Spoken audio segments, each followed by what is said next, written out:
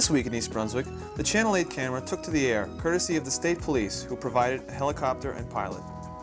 The flight was initiated by the Township Planning Department, who wished to study traffic and drainage patterns, as well as the Township Green area. One result is this collage of aerial views of the Township, which should offer residents a new perspective on the wide variety of landscapes here in East Brunswick. The helicopter left from the Civic Center, heading out over Riders Lane. Here's a view of the community beach area.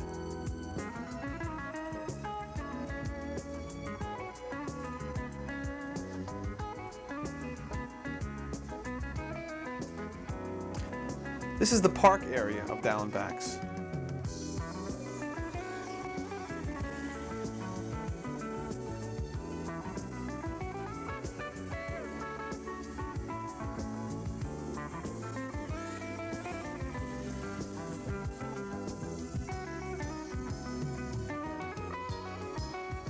Here we see a view of the Winmore Apartments, the Municipal Complex, the Town Green area.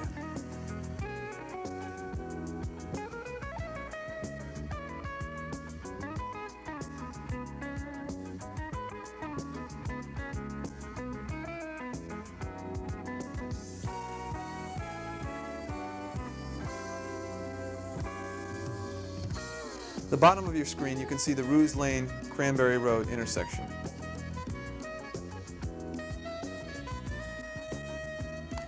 Here we are heading east on Route 18.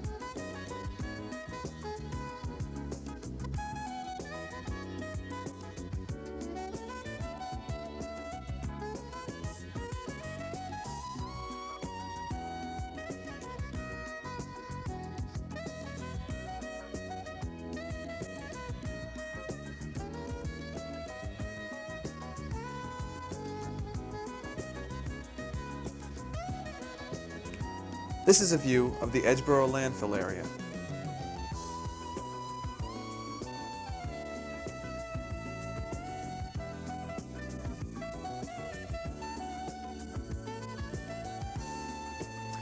Here we have the Farrington Lake and Lawrence Brook residential area,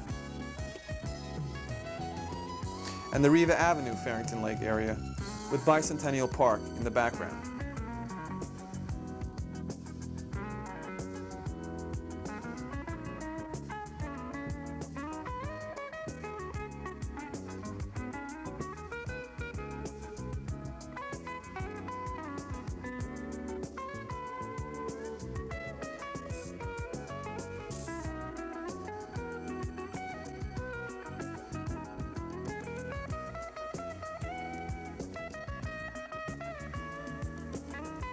And finally, another view of the library and municipal complex as we return safe and sound.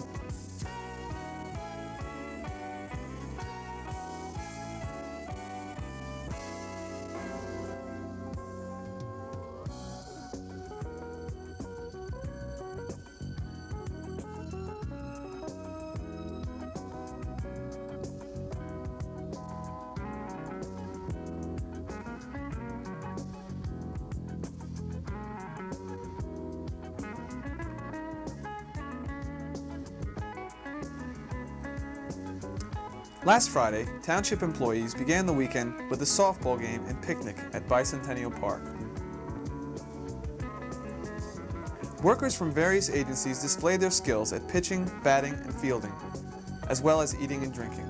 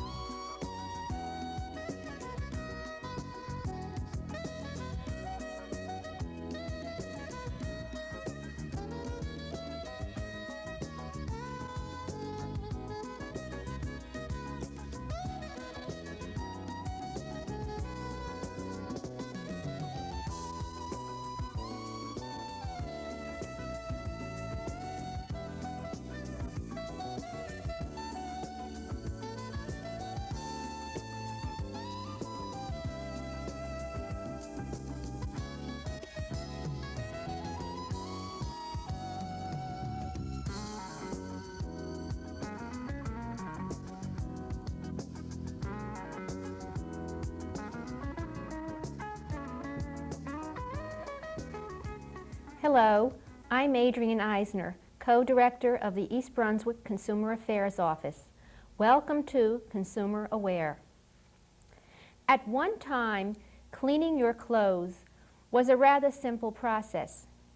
Only a few kinds of fabric were available, and almost everyone knew how to clean them.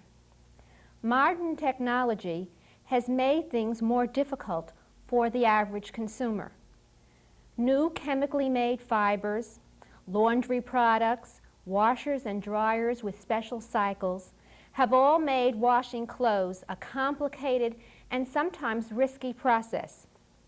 The Federal Trade Commission has a care labeling rule which helps consumers know how to clean their clothes with little risk. According to this rule, garment manufacturers must permanently attach care labels to their wearing apparel. Also, fabric manufacturers must make quantities of care labels available with yard goods to be distributed to consumers who are purchasing the fabric.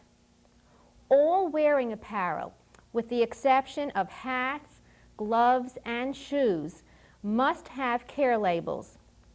Labels are not required for leather, suede, fur, plastic, or most vinyl garments.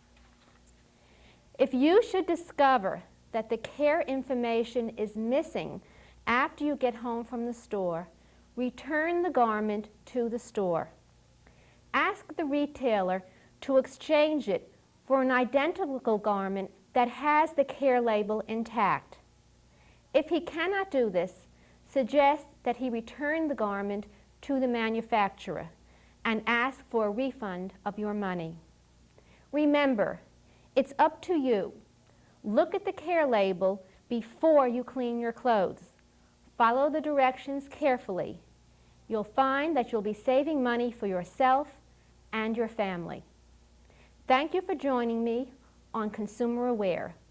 Hope to see you again next time.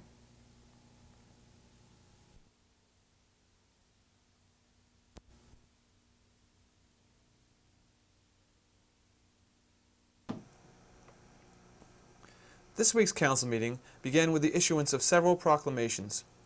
First, commending the YWCA for their many outreach programs, announcing the Jewish Federation United Jewish Appeal Walkathon, which will be held on June 6th, and finally declaring this week National Public Works Week in East Brunswick. Here, the mayor commends Acting Public Works Manager Carl Mattias for a job well done. This has to do with our Public Works division, and I have to pay tribute to management workers there for the substantial improvement in service that I've seen over the past 2 or 3 years, and it gives me a great pleasure to read this proclamation this evening. Whereas public works are essential improvements and facilities that contribute to the physical, social, and psychological well-being of people. In his report from the Planning Board, Councilman Jerome O'Connor announced the completion of a noise ordinance which will soon be looked at by the council.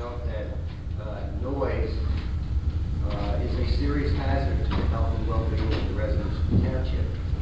And the Planning Board has been wrestling with this particular ordinance as to how restrictive it should be, how difficult it should be, or how easy it should be. And finally have come up with what they feel is a very good ordinance to deal with the kinds of complaints that we received in 1981.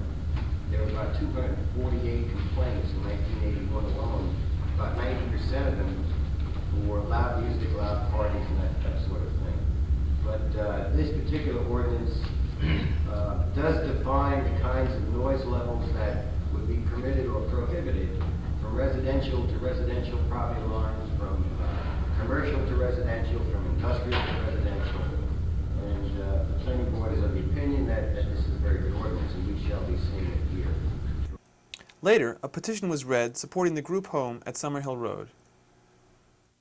We, the undersigned, support the efforts of the State Division of Mental Retardation in bringing a home for 6 retarded adults to 312 Summerhill Road, affording them the opportunity to experience life in a community that has opened its hearts to the handicapped.